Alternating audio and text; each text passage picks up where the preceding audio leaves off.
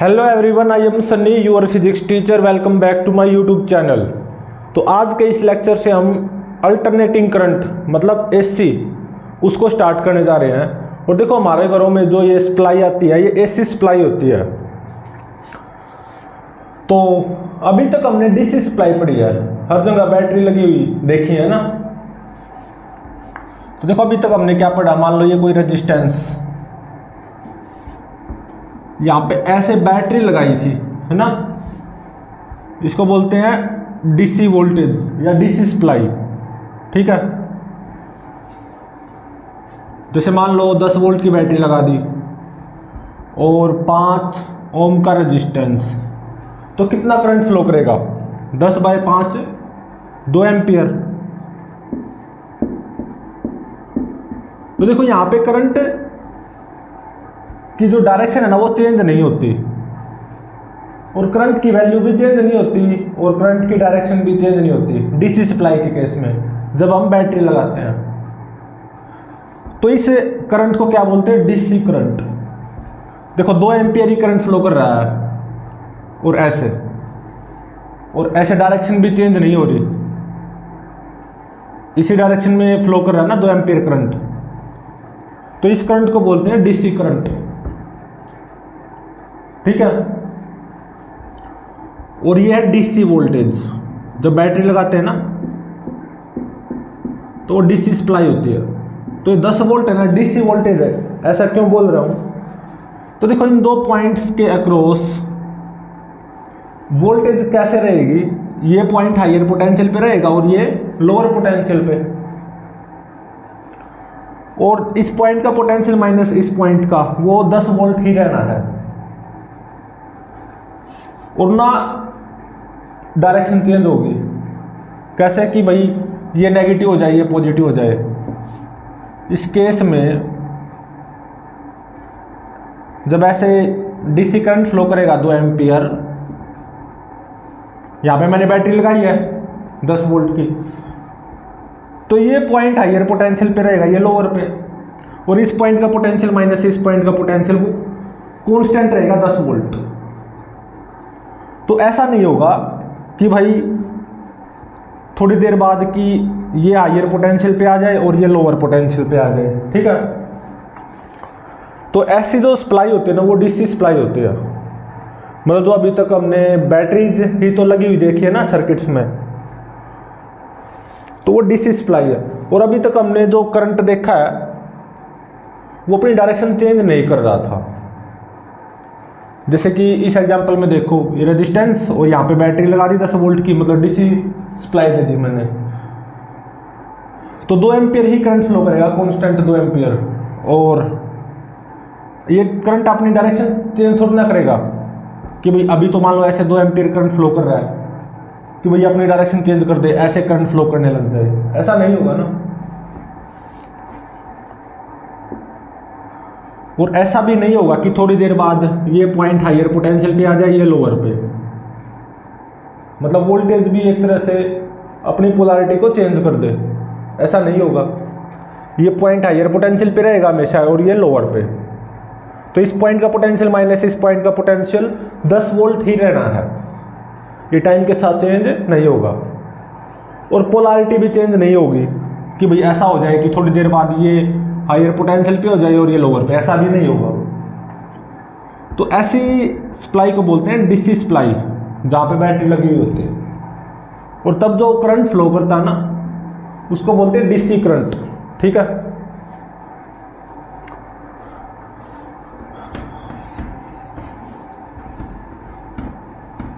अब हमारे घरों में जो सप्लाई आती है ना वो एसी सप्लाई आती है। हमारे घरों में जो वायरिंग में जो करंट फ्लो करता है वो डीसी करंट नहीं होता, एसी करंट होता है, अल्टरनेटिंग करंट, ठीक है। तो देखो, मान लो एसी सप्लाई से स्टार्ट होने वाला कोई भी इक्विपमेंट ले लो, जैसे अपने घर का पंखा।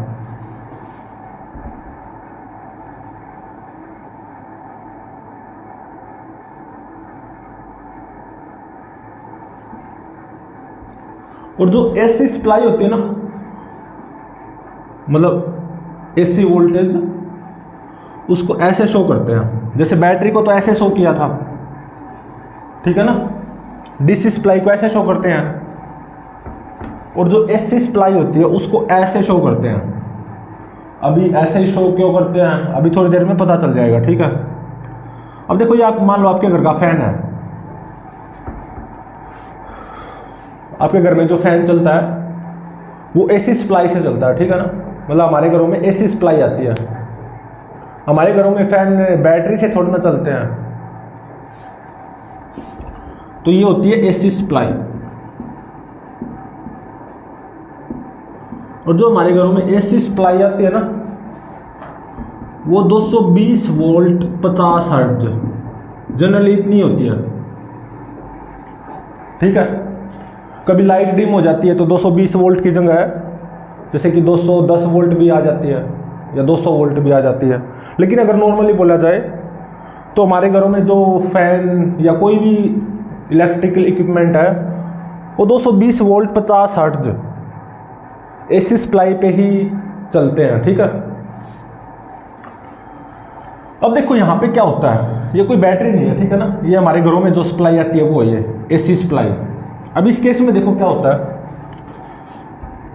फैन के अक्रॉस जो पोटेंशियल डिफरेंस है ना, जो वोल्टेज है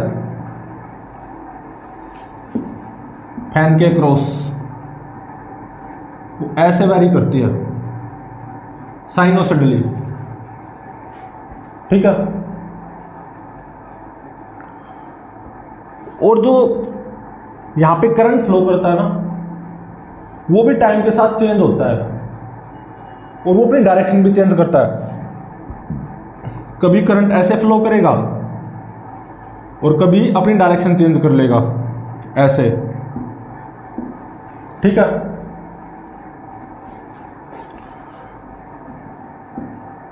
तो यहां पे इस फैन के थ्रू जो करंट फ्लो करेगा ना, वो भी उसकी ग्राफ ही आएगा आई वर्सेस टाइम। और जो फैन के क्रॉस वोल्टेज आएगी एसी सप्लाई, उसका ग्राफ ये होगा। और देखो 50 हर्ट्ज फ्रीक्वेंसी, इसका मतलब समझो। अब देखो यहां से यहां एक साइकिल पूरी होगी वोल्टेज की, एसी सप्लाई की, यहां से यहां एक साइकिल पूरी होगी और फिर सेकंड साइकिल, फिर थर्ड साइकिल। अब 50 हर्ट्ज फ्रीक्वेंसी का मतलब क्या है, 50 साइकिल्स पूरी हो जाए एक सेकंड में। जैसे एक साइकिल दो, ऐसे एक सेकंड में 50 साइकिल्स, 50 साइकिल्स इन 1 सेकंड। तो एक साइकिल पूरा होने में कितना टाइम लगेगा, 1/50 सेकंड। तो मान लो ये t = 0 टाइम है, तो ये कितना होगा 1/50 सेकंड। तो देखो 1/50 सेकंड टाइम कितना कम होता है। तो इतने टाइम में जिस फैन के क्रॉस जो वोल्टेज है ना, ये एक साइकिल पूरी कर लेती है। और एक और चीज देखो, ये 1/50 सेकंड टाइम है, तो ये कितना होगा 1/100 सेकंड, सीधी सी बात है, इसका हाफ। तो t = 0 से लेके t = 1/100 सेकंड तक, मतलब t = 0 से लेके t = 0.01 सेकंड तक ये पॉइंट हायर पोटेंशियल पे होगा और ये लोअर पे होगा, ठीक है। और ये टाइम कितना हो जाएगा 1/200 सेकंड। 0 से लेके 1/200 सेकंड तक देखो वोल्टेज बढ़ेगी इसके क्रॉस, ये पॉइंट हायर पे होगा, ये लोअर पे होगा, और ये वोल्टेज बढ़ेगी। और ये जो 220 वोल्ट होता है ना, ऐसा मत समझना कि इस फैन के क्रॉस मैक्सिमम वोल्टेज 220 वोल्ट आती है, वो आती है 311 वोल्ट। मतलब 220 का रूट 2 से मल्टीप्लाई कर दो, 220 इंटू में √2, तो 220 इंटू में √2, वो कितना हो जाएगा 311 वोल्ट। अभी थोड़ी देर में पता चलेगा ये जो 220 वोल्ट होता है ना आरएमएस वैल्यू होती है, रूट मीन स्क्वायर, और ये तो पीक वैल्यू है वोल्टेज की इस फैन के क्रॉस, ठीक है ना। तो पीक वैल्यू कैसे निकालते हैं, आरएमएस वैल्यू को √2 से मल्टीप्लाई कर दो,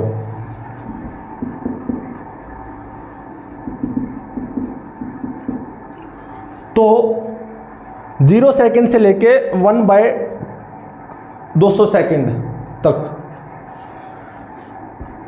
इसके क्रॉस वोल्टेज बढ़ेगी। ये पॉइंट हायर पोटेंशियल पे रहेगा, ये लोअर पे, और यहाँ का पोटेंशियल माइनस यहाँ का पोटेंशियल क्या होगा, बढ़ेगा।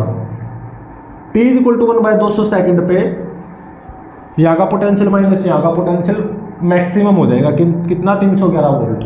मतलब एक तरह से फैन के क्रॉस जो मैक्सिमम वोल्टेज आती है ना किसी टाइम पे, वो कितनी होती है 311 वोल्ट, ठीक है। फिर 1/200 सेकंड टाइम के बाद में ये पॉइंट हायर पे ही है और ये लोअर पे ही है, यहाँ का पोटेंशियल माइनस यहाँ का पोटेंशियल देखो घट रहा है ना। 1/100 सेकंड पे इस फैन के क्रॉस वोल्टेज क्या आएगी 0, एक पल के लिए, ठीक है। और फिर आगे टाइम बढ़ेगा, तो 1/100 सेकंड से लेके 1/50 सेकंड तक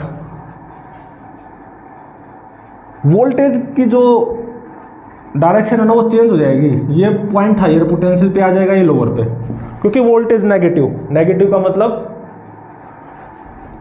जो पहले हायर पोटेंशियल पे पॉइंट था वो लोअर पे आ जाएगा, और जो पहले लोअर पोटेंशियल पे तब पॉइंट था वो हायर पोटेंशियल पे आ जाएगा। और ये भी वोल्टेज टाइम के साथ चेंज होगी। देखो किसी टाइम पे ये जो वोल्टेज है पोटेंशियल डिफरेंस वो मैक्सिमम भी जाएगा, कितना -311 वोल्ट, और वो किस टाइम पे जाएगा 1/100 सेकंड प्लस 1/200 सेकंड, है ना ये टाइम जो भी आएगा। तो इस टाइम पे यहां का पोटेंशियल माइनस यहां का पोटेंशियल मैक्सिमम होगा, यहां का पोटेंशियल माइनस यहां का पोटेंशियल जो वैल्यू आएगी मैक्सिमम होगा, और कितना 311 वोल्ट। लेकिन पोलैरिटी रिवर्स होगी ना, तो एक तरह से इसके क्रॉस वोल्टेज क्या बोली जाएगी -311 वोल्ट, ठीक है ना। और फिर इस टाइम के बाद में मतलब 1/100 प्लस 1/200 सेकंड से लेके 1/50 सेकंड तक इसके क्रॉस वोल्टेज घटेगी। हाँ ये नेगेटिव रहेगा, ये positive, lower potential higher potential, voltage क्या होगी फैन के क्रॉस घटती जाएगी। तो 1/50 सेकंड पे एक पल के लिए इसके क्रॉस वोल्टेज फैन के क्रॉस वोल्टेज क्या आती है 0। तो देखो ये होती है एसी सप्लाई, और फिर बाद में ये ऐसे ही सिमिलरली ऐसे ही ये साइकिल्स रिपीट होती हैं, एसी साइकिल्स, ठीक है ना। तो ये होती है अल्टरनेटिंग वोल्टेज। अब देखो हमारे घरों में जो एसी सप्लाई आती है ना वो ऐसी होती है साइनोसॉइडल। जरूरी नहीं कि भाई एसी सप्लाई जो हम बोल रहे हैं या अल्टरनेटिंग करंट या अल्टरनेटिंग वोल्टेज वो ऐसी ही दिखे साइनोसॉइडल। तो अल्टरनेटिंग करंट या अल्टरनेटिंग वोल्टेज वो ऐसा भी दिख सकता है।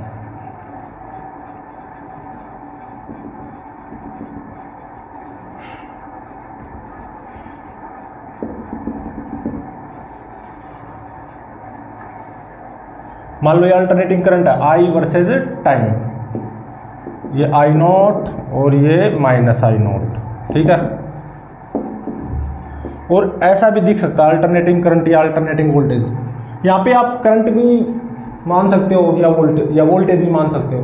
करंट मानोगे तो अल्टरनेटिंग करंट हो जाएगा वो, और V और T मानोगे तो वो अल्टरनेटिंग वोल्टेज हो जाएगी, ठीक है।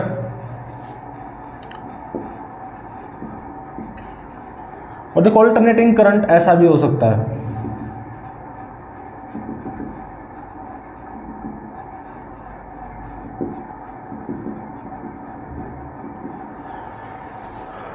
मतलब अल्टरनेटिंग वोल्टेज ऐसी भी हो सकती है और ऐसी भी हो सकती है और ऐसी भी हो सकती है, ठीक है ना।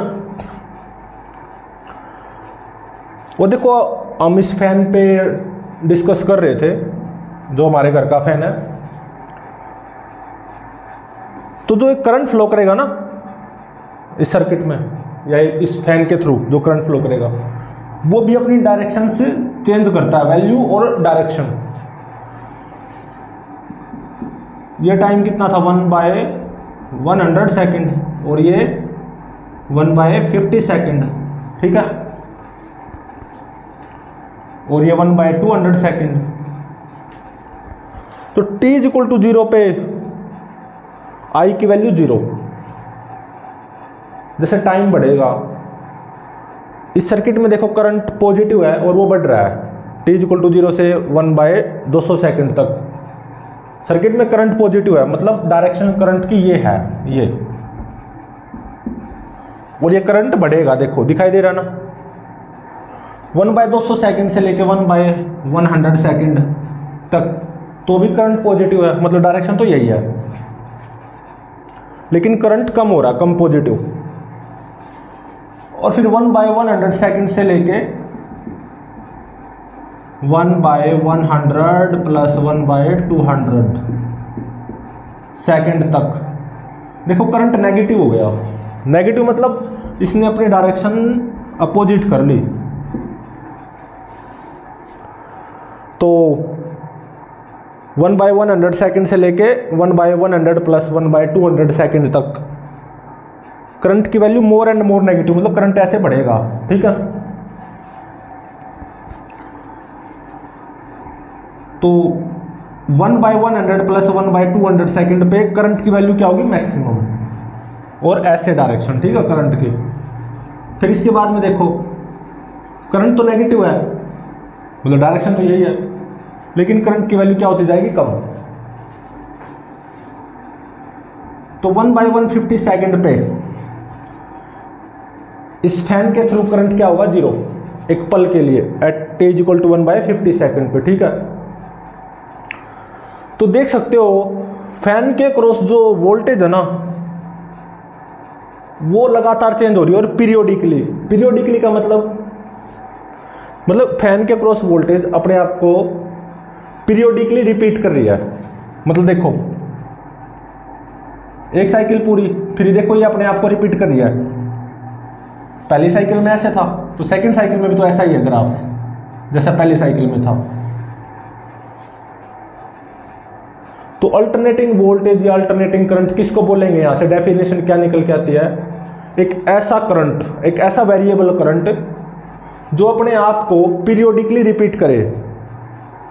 मतलब देखो जैसे पहली साइकिल ऐसे ही दूसरी, ऐसे ही तीसरी हो जाएगी, पीरियोडिकली रिपीट कर रहा है और अपनी डायरेक्शन भी चेंज करे। ऐसा ना हो कि v की या मतलब I की वैल्यू वो नेगेटिव ना जाए, ऐसा नहीं होना चाहिए, ठीक है। तो मतलब अपनी डायरेक्शन को भी चेंज करे। मतलब अगर वोल्टेज की बात करो तो कभी ऐसे पॉजिटिव नेगेटिव है तो डायरेक्शन भी चेंज करे, मतलब ऐसे पॉजिटिव नेगेटिव भी हो जाए। करंट की बात करो तो कभी अगर करंट ऐसे फ्लो कर रहा है तो कभी ऐसे भी फ्लो करना चाहिए, जैसा कि यहाँ पे है 0 सेकेंड से लेके 1/100 सेकेंड तक करंट का फ्लो ऐसे है, हाँ वो चेंज जरूर कर रहा है। 1/100 सेकेंड से लेके 1/50 सेकेंड तक करंट नेगेटिव, नेगेटिव मतलब करंट ने अपनी डायरेक्शन चेंज कर ली, ठीक है ना। तो डायरेक्शन भी चेंज करे करंट। तो देखो अगर आप अल्टरनेटिंग करंट की बात करो, डेफिनेशन क्या निकल के आती है, प्रॉपर डेफिनेशन, एक ऐसा वेरिएबल करंट जो कि पीरियोडिकली अपने आप को रिपीट करे। जैसे पहली साइकिल ऐसे ही दूसरी होगी, ऐसे ही तीसरी होगी, तो पीरियोडिकली अपने आप को रिपीट कर रहा है और अपनी डायरेक्शन भी चेंज करे।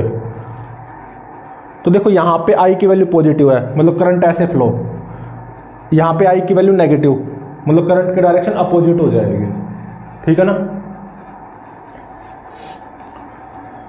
तो ये भी अल्टरनेटिंग करंट है, क्यों, पीरियोडिकली अपने आप को रिपीट कर रहा है, ठीक है ना। ये पहली साइकिल, ये दूसरी साइकिल, ऐसे ये तीसरी साइकिल, और करंट अपनी डायरेक्शन को भी चेंज कर रहा है।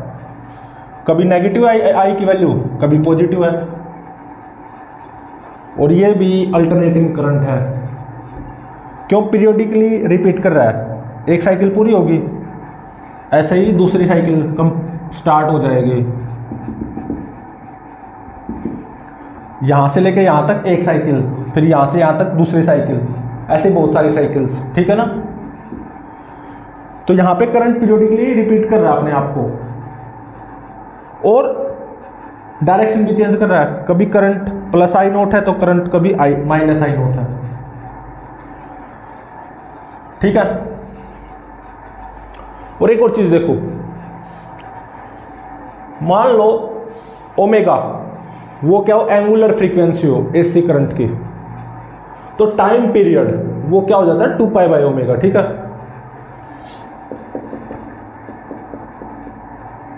ओमेगा अगर एंगुलर फ्रीक्वेंसी है एसी करंट की या एसी वोल्टेज की, तो टाइम पीरियड वो क्या होता है 2 पाई ओमेगा।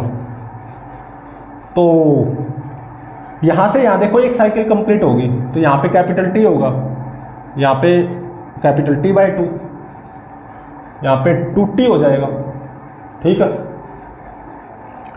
और यहां पे t प्लस टी बाई 2 मतलब 3t बाई 2, समझ रहे हो ना। ऐसा ही यहाँ पे एक साइकिल कंप्लीट हुई ना, यहाँ पे आकर ये कैपिटल टी मतलब 2 पाई बाई ओमेगा, यहाँ पे कैपिटल टी बाई 2 और यहाँ पे 2t और ये 3t बाई 2, ठीक है।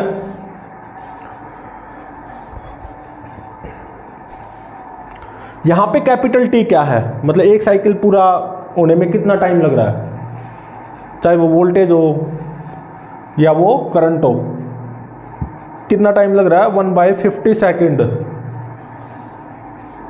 तो कैपिटल टी क्या हो जाएगा 1/50 सेकेंड मतलब 2 पाई बाई ओमेगा। ओमेगा की वैल्यू यहां से निकाल सकते हो। और फ्रीक्वेंसी ये क्या है, फ्रीक्वेंसी एफ। हमारे घरों में जो एसी सप्लाई आती है, एसी सप्लाई, या तो हमारे घरों में जितने भी इलेक्ट्रिकल इक्विपमेंट हैं वो एसी सप्लाई पे तो रन करते ही हैं, और किस फ्रीक्वेंसी पे करते हैं 50 हर्ट्ज, ठीक है, ठीक है। और 220 वोल्ट, 220 वोल्ट आरएमएस वैल्यू होनी चाहिए। हाँ, ये आरएमएस वैल्यू क्या होती है आज के लेक्चर में पता चलेगा।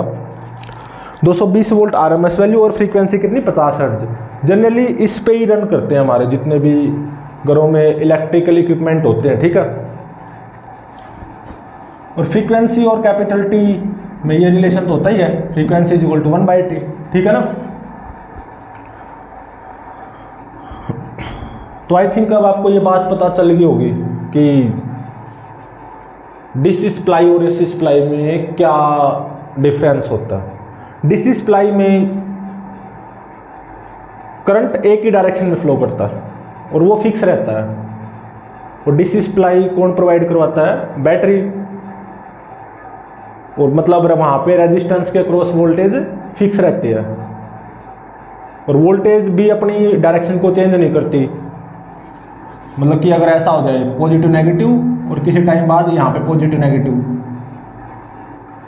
मतलब किसी टाइम बाद वोल्टेज भी अपनी डायरेक्शन को चेंज करे, ऐसा डीसी सप्लाई में नहीं होता। ऐसा कहाँ पे होता है, एसी सप्लाई में, जैसे कि हमारे घरों में आती है। कभी वी की वैल्यू पॉजिटिव मतलब ये हायर पोटेंशियल, ये लोअर। कभी वी की वैल्यू नेगेटिव मतलब ये हायर पोटेंशियल और ये लोअर। कभी आई की वैल्यू पॉजिटिव मतलब ऐसे करंट फ्लो, कभी आई की वैल्यू नेगेटिव मतलब डायरेक्शन अपोजिट हो जाएगी करंट की, ठीक है।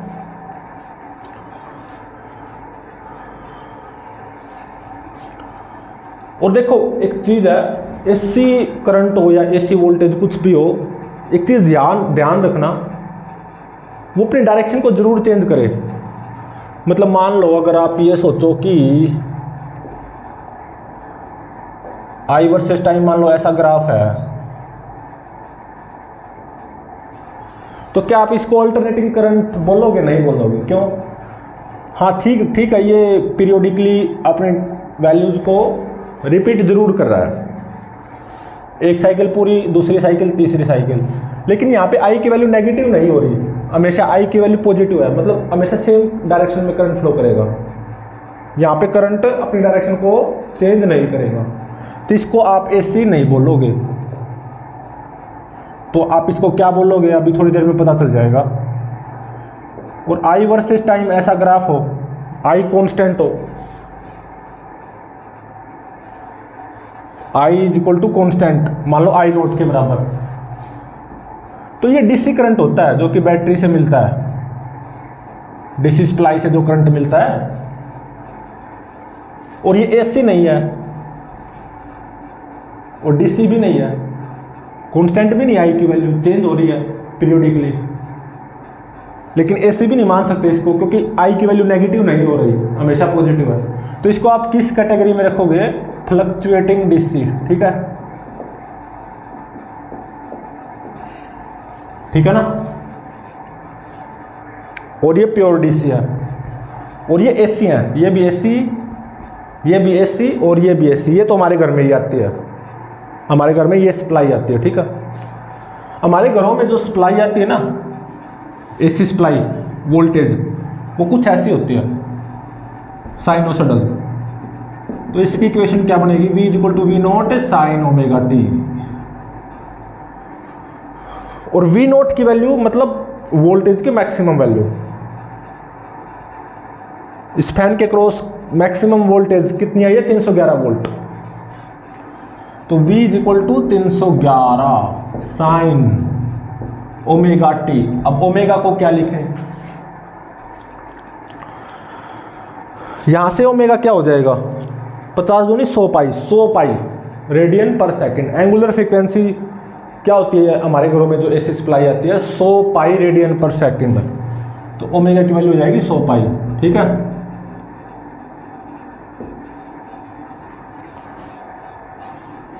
तो हमारे घरों में जो एसी सप्लाई आती है ना, मतलब फैन हो, कूलर हो, रेफ्रिजरेटर हो, एटसेट्रा, तो वो भी as a function of time कुछ ऐसी होती है, 311 इंटू में साइन 100 पाई टी वोल्ट। और जो डोमेस्टिक मतलब जो हमारे घरों में आती है, डोमेस्टिक सप्लाई जो होती है, उसको एक लाइन में अगर बोला जाए तो आपको क्या बोलना है? 220 volt 50 hertz. 220 volt 50 hertz. 50 hertz तो फ्रीक्वेंसी होती है, मतलब एक तरह से एक सेकंड में 50 साइकिल्स कंप्लीट हो जाते हैं। एक साइकिल, 2 साइकिल, 3 साइकिल, और ये साइकिल्स तो चलते ही रहते हैं एसी सप्लाई में। तो एक सेकंड में ऐसे ऐसे कितने साइकिल पूरे हो जाते हैं? 50। ठीक है, और 220 वोल्ट का मतलब क्या समझोगे आप? इस फैन के क्रॉस मैक्सिमम वोल्टेज मत समझना। तो 220 वोल्ट को क्या समझोगे? RMS value. इसको आरएमएस वैल्यू बोलते हैं, थोड़ी देर में भी पता चलेगा। ठीक है, तो आरएमएस वैल्यू को √2 से मल्टीप्लाई जब आप करोगे ना, 220 इंटू में √2, जैसे कि 311 आएगा। ये होती है peak value of voltage across fan. देखो 311 वोल्ट है ना।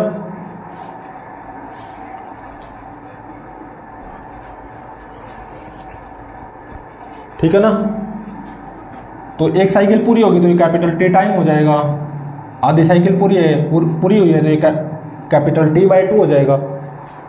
ठीक है, ऐसा यहाँ पे कैपिटल T और ये कैपिटल T/2। तो शायद अभी आपको समझ में आ गया होगा कि एसी सप्लाई क्या होती है, अल्टरनेटिंग करंट क्या होता है, अल्टरनेटिंग वोल्टेज क्या होता है। चाहे अल्टरनेटिंग वोल्टेज की बात कर लो या अल्टरनेटिंग करंट।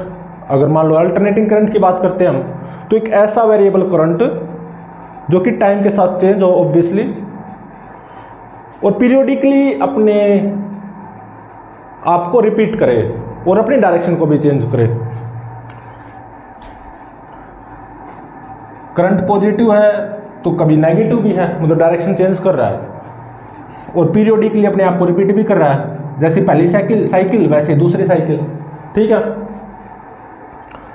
यहाँ पे करंट अपने आप को पीरियोडिकली रिपीट तो कर रहा है, लेकिन करंट कभी डायरेक्शन को चेंज नहीं कर रहा, हमेशा करंट पॉजिटिव है, मतलब सेम डायरेक्शन में करंट फ्लो कर रहा है। तो इसको एसी की कैटेगरी में नहीं रखेंगे।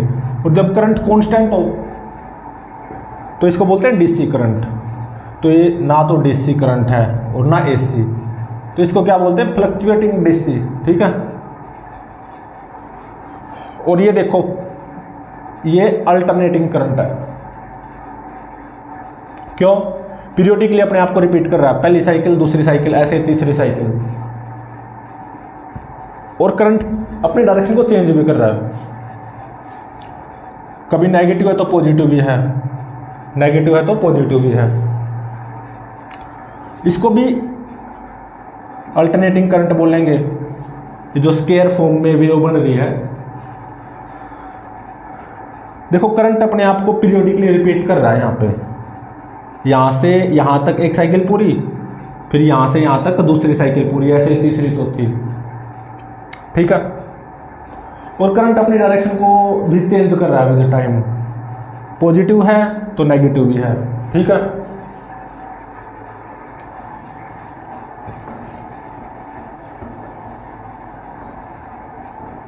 जैसे t इक्वल टू 0 से लेकर t equal to capital T by 2 तक आई नोट है, कैपिटल T बाई 2 से कैपिटल T आई की वैल्यू माइनस आई नोट है, ठीक है। अब हम क्या पढ़ेंगे कि भाई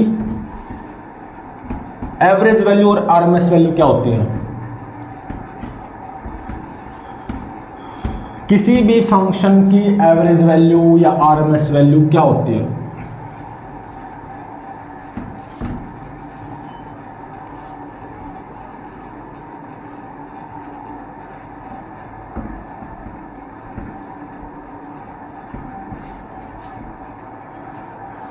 एवरेज वैल्यू बोल लो या मीन वैल्यू बोल लो, ठीक है।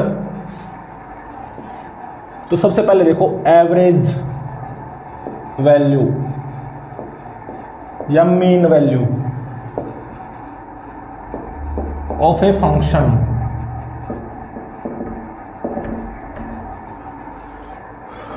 मान लो मेरे पास कोई फंक्शन है, मान लो टाइम का, ठीक है। अब इसकी एवरेज वैल्यू या मीन वैल्यू वो कैसे निकालोगे आप।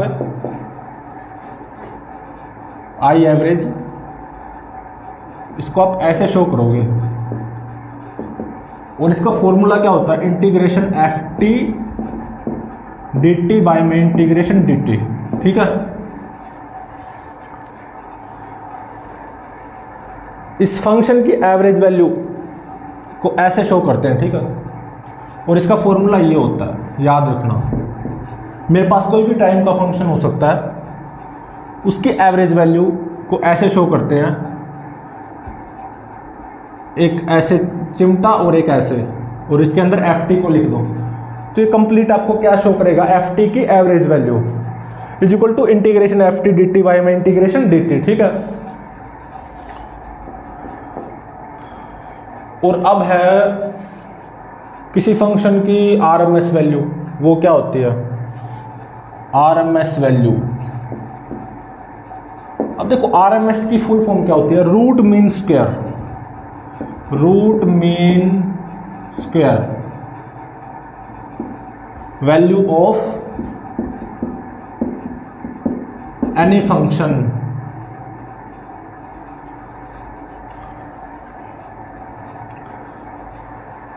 अब देखो इसको पीछे से देखो, पहले स्क्वायर करो, फिर मीन करो, फिर रूट करो। तो RMS value of F T function will be equal to, देखो क्या होगा, पहला तो स्क्वायर करो, राइट साइड से देखो, पहले स्क्वायर आएगा, फिर मीन, फिर रूट। पहले स्क्वायर करो फंक्शन का स्क्वायर, एफ टी स्क्वायर कर दिया फंक्शन का स्क्वायर, फिर मीन लो, मीन मतलब एवरेज, वो ऐसे निकालते हैं ना, इंटीग्रेशन वो फंक्शन डी टी बाय में इंटीग्रेशन डी टी। जो फंक्शन स्क्वायर्ड हुआ है उसकी मीन वैल्यू वो ये हो जाएगी, और फिर रूट लो, ठीक है। तो यहां से क्या निकल के आएगा, RMS value of this F T function, उसका फॉर्मूला ये है, root integration F T square D t by में इंटीग्रेशन डी टी, ठीक है।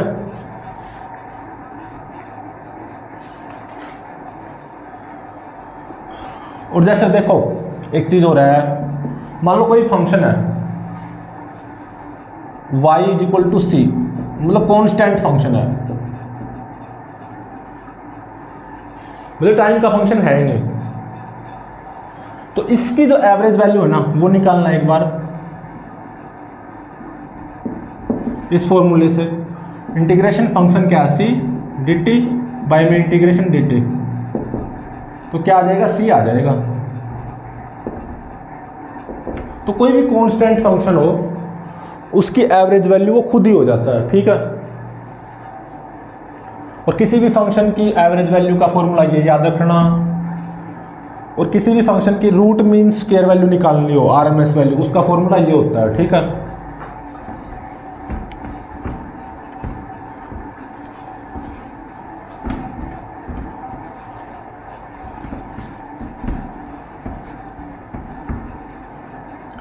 अब देखो हमारे घरों में जो सप्लाई आती है ऑब्वियसली एसी सप्लाई, वो साइनोसॉइडल होती है, मैंने बताई थी। वो कुछ ऐसे दिखती है। वोल्टेज की बात करूं E equal to E note sign omega t, और करंट की बात करूं मतलब जो अल्टरनेटिंग करंट बनता है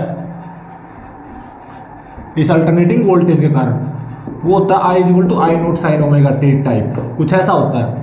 ये तो अल्टरनेटिंग वोल्टेज होती है जो हमारे घरों में आती है,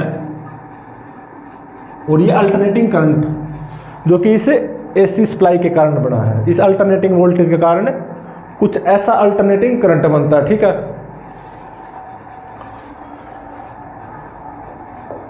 तो अब हम क्या करेंगे,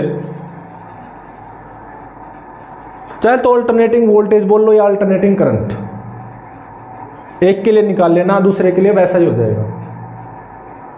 तो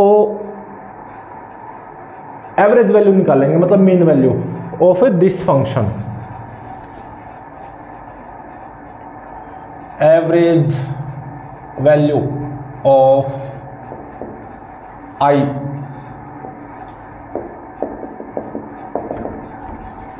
ये अल्टरनेटिंग करंट है, ठीक है। हमारे घरों में कुछ ऐसा आता है फॉर फुल साइकिल, और ये चीज़ भी याद रखो, सबसे पहले फुल साइकिल के लिए निकालेंगे, फिर उसके बाद में पॉजिटिव हाफ साइकिल के लिए निकालेंगे। तो सबसे पहले हम इस अल्टरनेटिंग करंट की एवरेज वैल्यू निकालेंगे पूरी साइकिल के लिए। पूरी साइकिल का मतलब समझो, अब देखो आई वर्सेस टाइम ग्राफ तो कुछ ऐसा बनेगा ना,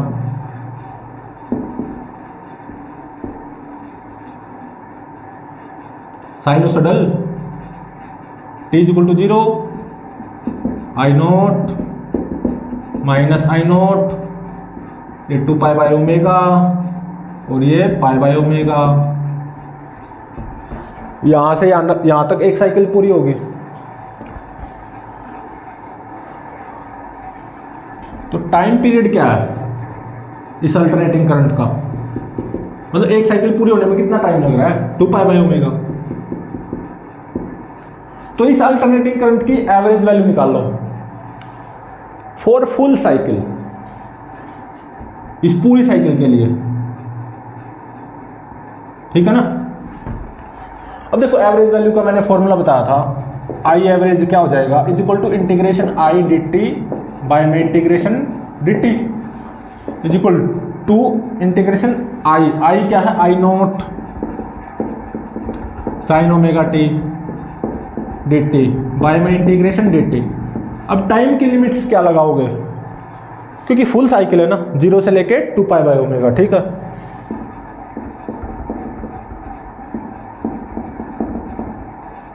तो आई एवरेज ये क्या आ जाएगा, देखो आई नॉट साइन ओमेगा टी का इंटीग्रेशन क्या हो जाएगा, साइन का इंटीग्रेशन क्या होता है, माइनस कोस, तो माइनस कोस ओमेगा टी, और टी के आगे ओमेगा लगा हुआ है तो बाय में ओमेगा, और 0 से 2 pi by omega limits, bye में 1 का इंटीग्रेशन क्या आ जाएगा, टी, और upper limit minus lower limit करोगे तो 2 पाई बाई ओमेगा।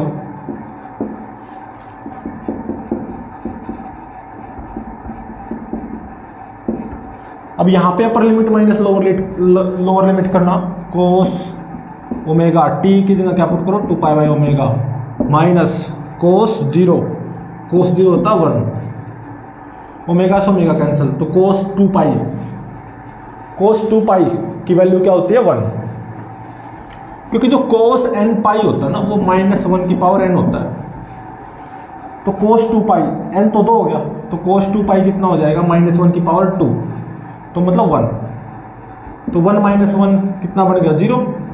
तो आई एवरेज की वैल्यू क्या आ गई, 0। ठीक है, ऐसा ही सिमिलर अल्टरनेटिंग वोल्टेज के लिए होगा।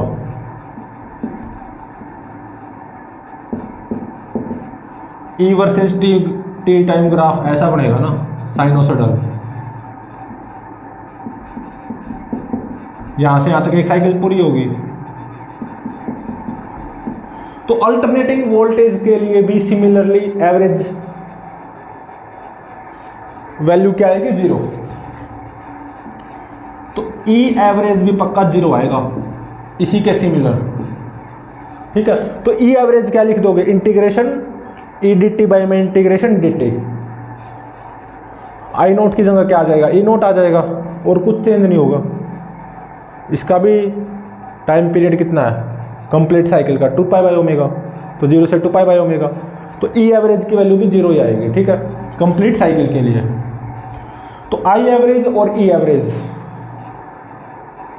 इसकी एवरेज वैल्यू और इसकी भी average value for complete cycle वो क्या रहेंगी, 0।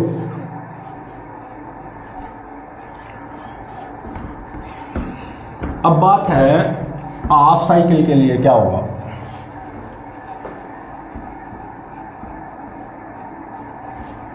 क्या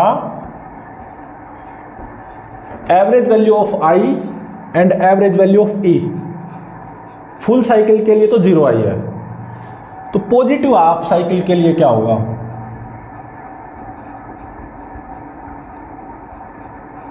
पॉजिटिव हाफ साइकिल मतलब इतनी।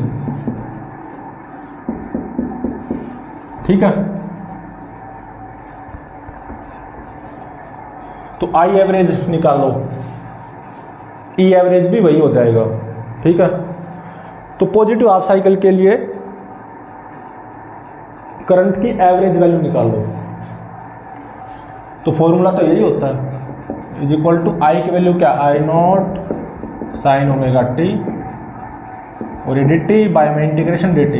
अब टाइम की लिमिट्स क्या लिखोगे, तो देखो केवल पॉजिटिव हाफ साइकिल की बात हो रही है, तो लोअर लिमिट 0 हो जाएगी, upper limit pi by omega. ठीक है,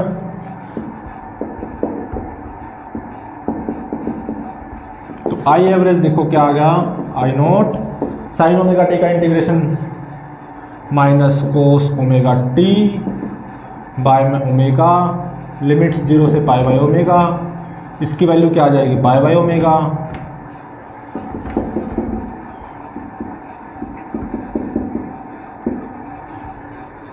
कोस ओमेगा इंटू में पाई बाई ओमेगा, तो कोस पाई हो जाएगा, कोस पाई होता है -1 माइनस कोस 0 1। ठीक है, -1 -2 इंटू में -1 2, तो क्या आ गई आई एवरेज की value 2 I note omega by में पाई ओमेगा, तो ये आ गई 2 आई नोट बाय पाई। तो पॉजिटिव हाफ साइकिल के लिए एवरेज करंट की वैल्यू वो क्या आएगी, 2 आई नोट बाय पाई। ठीक है, ऐसे ही सिमिलर पॉजिटिव हाफ साइकिल के लिए एवरेज वोल्टेज की वैल्यू मतलब ई एवरेज वो क्या आ जाएगा, आई नोट की जगह क्या हो जाएगा, ई नोट हो जाएगा, तो 2 ई नोट बाय पाई। ठीक है,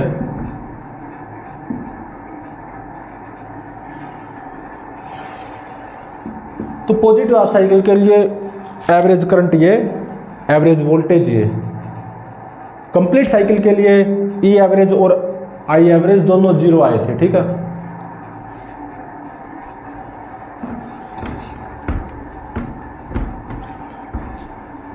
अब देखो करंट और वोल्टेज इन दोनों की एवरेज वैल्यूज की तो बात हो चुकी है, अब किसकी बात होगी, आरएमएस वैल्यू की।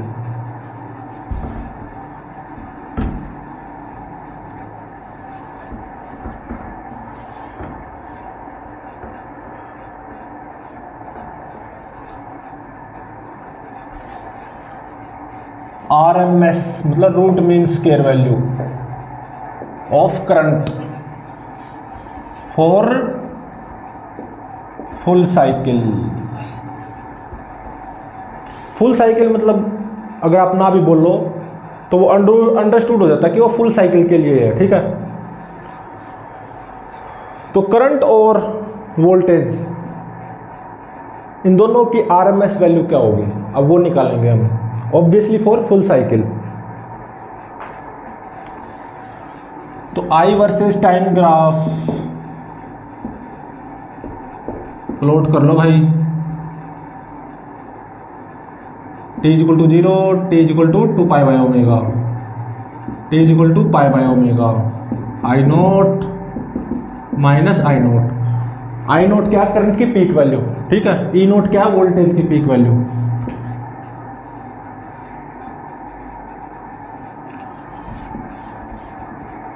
और ई वर्सेस टाइम ग्राफ वो कैसा आएगा, वो भी साइनोसॉइडल आएगा। वोल्टेज की पीक वैल्यू ई नोट, ठीक है, time period 2 pi by omega, ठीक है ना। अब आरएमएस वैल्यू निकालते हैं।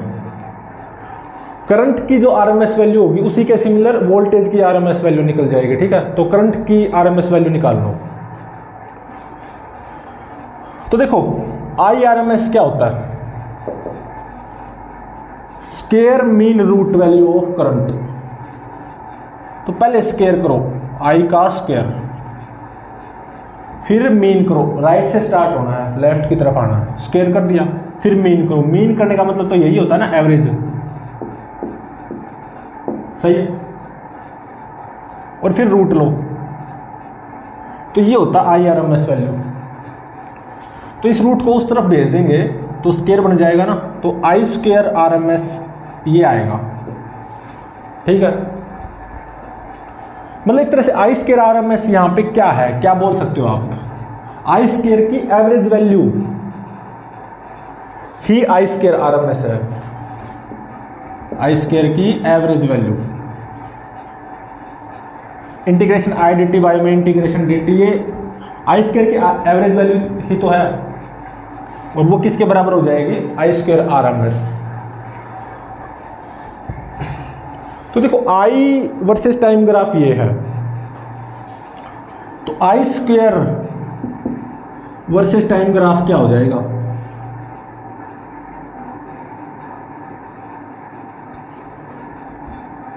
जो नेगेटिव है वो पॉजिटिव बन जाएगी ना, क्योंकि नेगेटिव का स्क्वायर पॉजिटिव।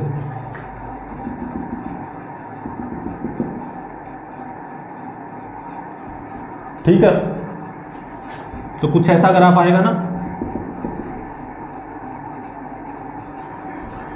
ये टाइम क्या होगा, 2 पाई बाय ओमेगा, और ये पाई बाय ओमेगा, और ये वैल्यू क्या हो जाएगी, आई नॉट स्क्वायर, ठीक है ना। तो एक तरह से आई स्क्वायर की वैल्यू क्या आएगी, i naught square sine square omega t, और i square versus time graph कुछ ऐसा आएगा। और इसकी एवरेज वैल्यू, आई स्क्वायर की एवरेज वैल्यू अगर हम निकाल लें, वो एक तरह से आई स्क्वायर आरएमएस आ जाएगी, और फिर रूट कर देंगे तो आई आरएमएस आ जाएगी। तो आई स्क्वायर आरएमएस क्या हो जाएगा, आई स्क्वायर की एवरेज वैल्यू, मतलब इंटीग्रेशन आई स्क्वायर मतलब i naught square sine square omega t d t by में इंटीग्रेशन डी टी, ऐसा ही होगा। अब टाइम की लिमिट्स देखो क्या पुट करोगे, चाहो तो आप 0 से 2 पाई बाय ओमेगा पुट कर सकते हो, कोई दिक्कत नहीं है, ठीक है ना। फुल साइकिल है, 0 से 2 pi by omega limits put कर सकते हो, लेकिन आई स्क्वायर की एवरेज वैल्यू है ना ये। तो आई स्क्वायर वर्सेस टाइम ग्राफ देखना, तो यहां पे आई स्क्वायर की अगर फुल साइकिल पूछी जाए, मतलब वो तो मतलब एक तरह से आई स्क्वायर का टाइम पीरियड पूछा जाए, वो तो पाई बाय ओमेगा ना। आई स्क्वायर की तो एक साइकिल ये होगी, दूसरी साइकिल ये, तीसरी साइकिल ये। तो आई स्क्वायर यहाँ पे टाइम पीरियड देखा जाए, मतलब एक साइकिल पूरा होने में कितना टाइम लग रहा है, पाई बाय ओमेगा। तो टाइम को क्या पुट कर दो, 0 से पाई बाय ओमेगा। चाहो तो 0 से 2π/ω भी पुट कर सकते हो, उसे भी आंसर वही आएगा, ठीक है। लेकिन एक चीज सोचो ना, ये I² फंक्शन की RMS वैल्यू है ना ये, तो I² फंक्शन का टाइम पीरियड क्या π/ω, तो लिमिट क्या पुट करो 0 से π/ω, वो बेस्ट रहता है, ठीक है।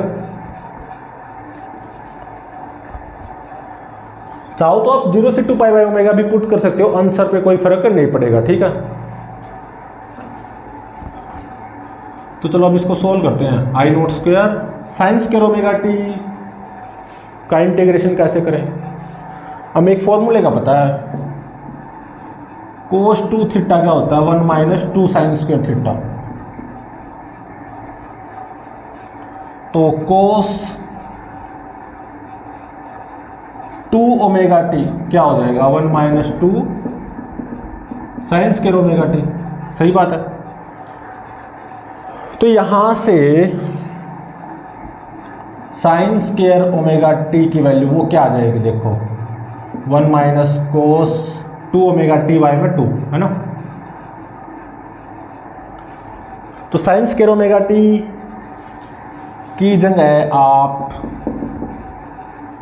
क्या लिख सकते हो 1 - cos 2 ωt/2,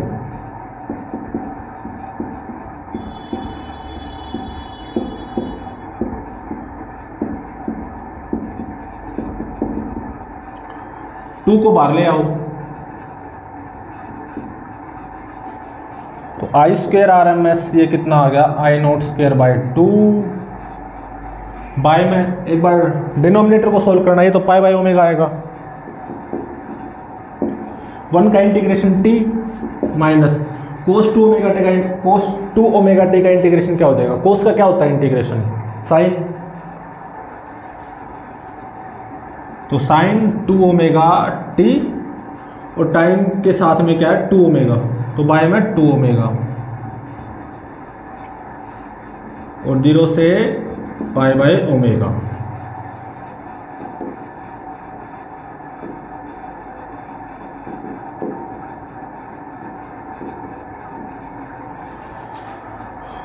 तो लिमिट्स पुट कर दो बस, π/ω माइनस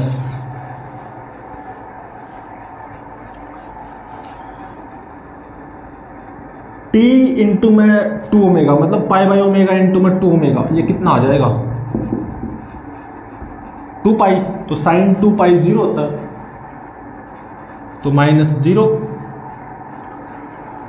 अब माइनस लोअर लिमिट करो, t की जगह 0 प्लस साइन 0 भी 0, तो ये तो π/ω आ गया ना, π/ω आ गया ये,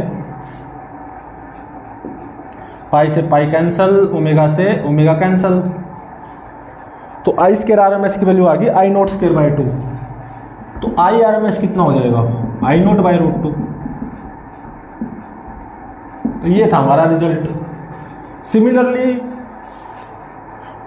इस अल्टरनेटिंग वोल्टेज की RMS वैल्यू को क्या लिख सकते हो, ERMS क्या लिख सकते हो E0/√2, जैसे इस अल्टरनेटिंग करंट की RMS वैल्यू I0/√2 आई है, तो ऐसे ही इस अल्टरनेटिंग वोल्टेज की RMS वैल्यू क्या हो जाएगी E0/√2, ठीक है। तो इसको याद रखना, I0 पीक वैल्यू है अल्टरनेटिंग करंट की, और E0 ये भी पीक वैल्यू है अल्टरनेटिंग वोल्टेज की, ठीक है। I0/√2 RMS वैल्यू हो जाएगी करंट की, E0/√2 RMS वैल्यू हो जाएगी अल्टरनेटिंग वोल्टेज की। तो इंपॉर्टेंट है दोनों डेरिवेशंस, इनको ध्यान रखना, ठीक है।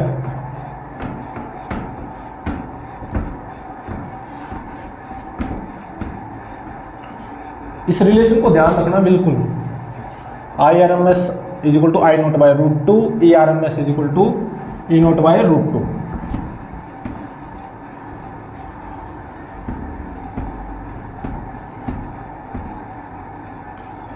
अब देखो एक न्यूमेरिकल है, क्या गिवन है कि एक I versus time graph given है, करंट टाइम के साथ कुछ ऐसे वेरी कर रहा है।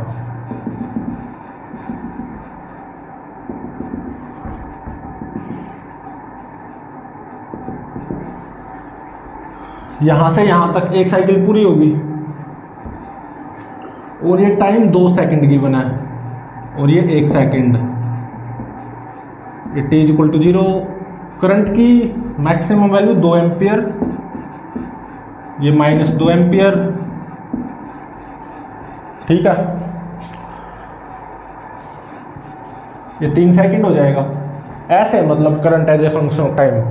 तो सीधी सी बात है, साफ दिखाई दे रहा है, अल्टरनेटिंग करंट है। और इस करंट की एवरेज वैल्यू निकालनी है और आरएमएस वैल्यू। आई एवरेज निकाल लो और आई आरएमएस दोनों ही निकाल लो।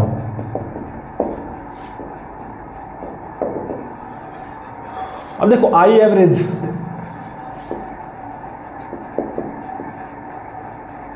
का फॉर्मूला क्या होता है, integration i d t by में इंटीग्रेशन डी टी। ऐसा ही है।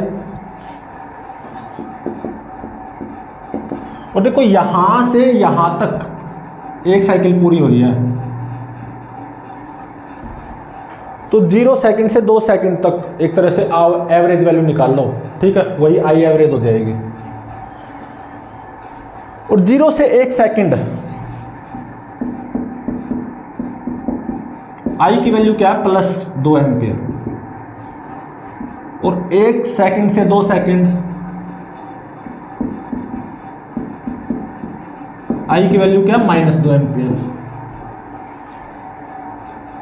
तो इसको कैसे लिखोगे, इज इक्वल टू इंटीग्रेशन आई की जगह क्या लिखोगे आप, 2 dt। टाइम क्या, 0 से 1 सेकंड प्लस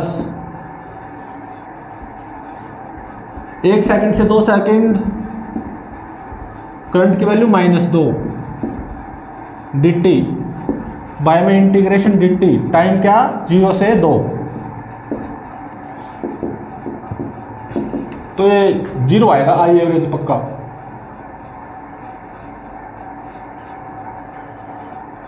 दो इंटू में 1 -2 इंटू में 1 बाय में 2। ठीक है ना, तो कितना आ गया, 0 आ गया। तो एवरेज वैल्यू की तो वैल्यू कितनी आई, 0। एवरेज करंट की वैल्यू 0। ठीक है, क्योंकि एवरेज वैल्यू ऑफ करंट उसका फॉर्मूला ये होगा। और करंट वर्सेस टाइम ग्राफ ये गिवन है, साफ दिखाई दे रहा है। एक साइकिल पूरा होने में कितना टाइम लग रहा है, 2 सेकंड। तो इसको ऐसे लिखते हैं ना, integration i d T. Time की लिमिट्स क्या हो जाएंगे इस न्यूमेरिकल में, 0 से 2। अब 0 से 1 करंट की +2 वैल्यू है, 1 से 2 करंट की वैल्यू -2 है। तो ऐसे ही तो लिखा जाएगा ये। तो एवरेज करंट की वैल्यू कितनी आ गई, 0। अब आरएमएस वैल्यू भी पूछी है, करंट की आरएमएस वैल्यू।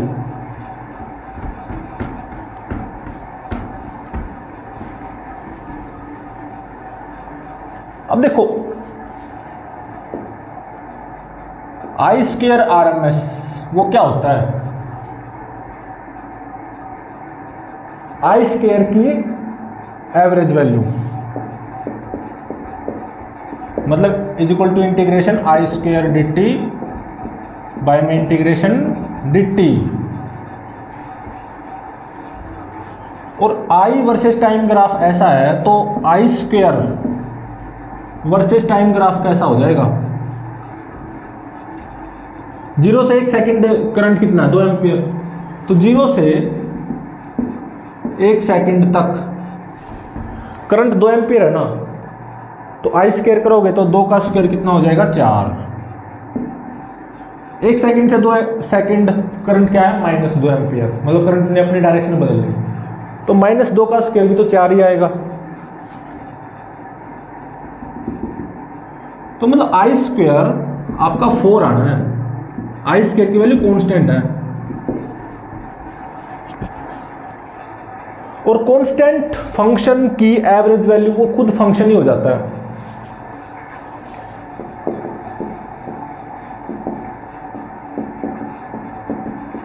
आई स्क्वायर कितना है, कांस्टेंट है 4 इंटीग्रेशन डी टी बाय में integration d T, integration d T से इंटीग्रेशन डी टी कैंसिल हो जाएगा, तो 4 बच गया ना। तो कोई भी कांस्टेंट फंक्शन हो, मैंने बताया था, उसकी एवरेज वैल्यू वो खुद फंक्शन ही हो जाता है। तो आई स्क्वायर आर एम एस, तो आई स्क्वायर की एवरेज वैल्यू है ना, और आई स्क्वायर कांस्टेंट फंक्शन है, तो आई स्क्वायर की एवरेज वैल्यू वो खुद आई स्क्वायर ही तो आ जाएगा 4। तो आई स्क्वायर आर एम एस 4, तो आई आर एम एस कितना आ गया, 2 आ गया ना। आई आर एम एस कितना हो जाएगा, 2, ठीक है। तो इसकी एवरेज वैल्यू 0 आएगी और आर एम एस वैल्यू क्या आएगी, 2 एम्पियर।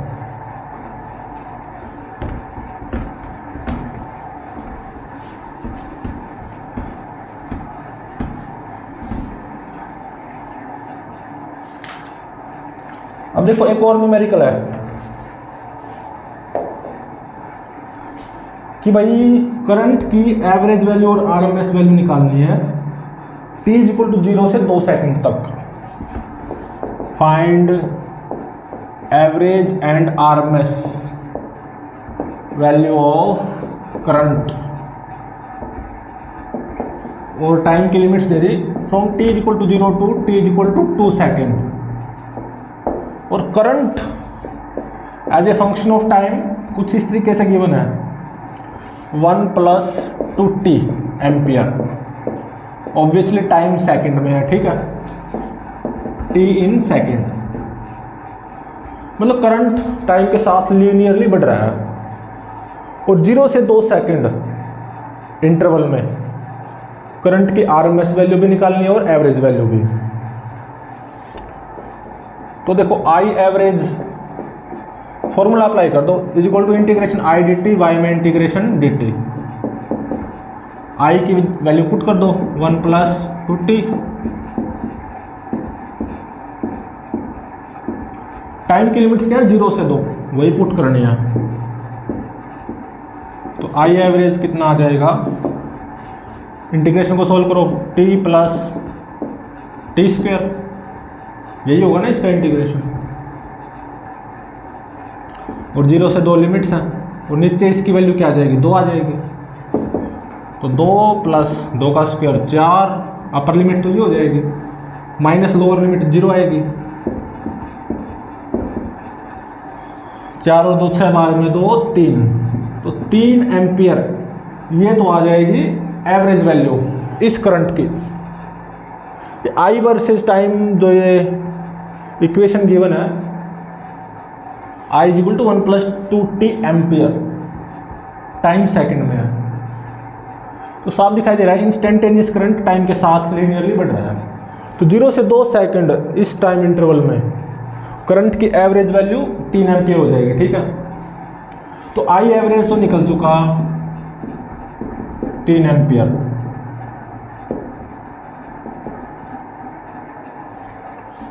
अब 0 से 2 सेकंड उसी इंटरवल में आई आर एम एस निकालना है, मतलब करंट की आर एम एस वैल्यू। तो आई स्क्वायर आर एम एस क्या होता है, आई स्क्वायर की एवरेज वैल्यू ही तो होता है, और आई स्क्वायर की एवरेज वैल्यू कैसे लिखी जाएगी, integration i square D t by में इंटीग्रेशन डी टी। अब आई की वैल्यू ये है, तो आई स्क्वायर क्या हो जाएगा, 1 + 2t का स्क्वायर।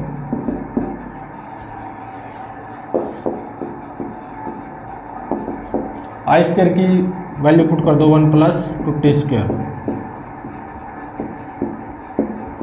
टाइम के लिमिट्स 0 से 2 की बना है,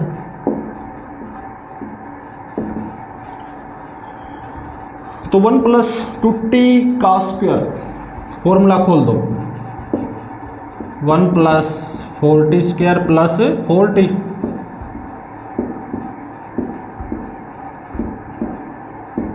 ऐसा ही हो जाएगा ना, a + b का स्क्वायर, a² + b² + 2ab।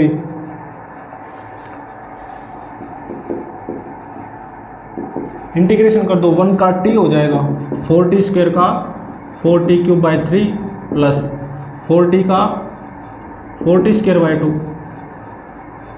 मतलब 2t स्क्वायर और लिमिट्स 0 से 2।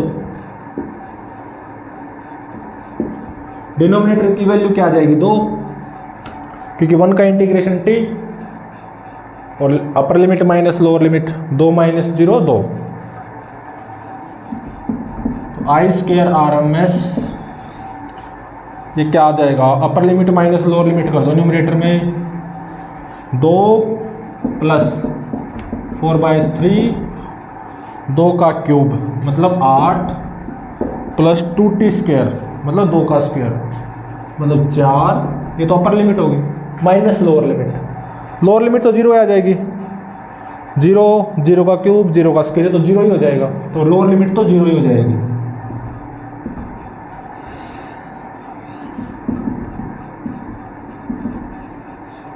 तो 2 प्लस 8 10, क्या दूनी 8 प्लस 2 10, तो 10 प्लस 32/3 ये कितना हो जाएगा 30 प्लस 32 62, तो 62/3 और बाय में 2 ये हो जाएगा 62/6, 2 से 31 2 तिया 6।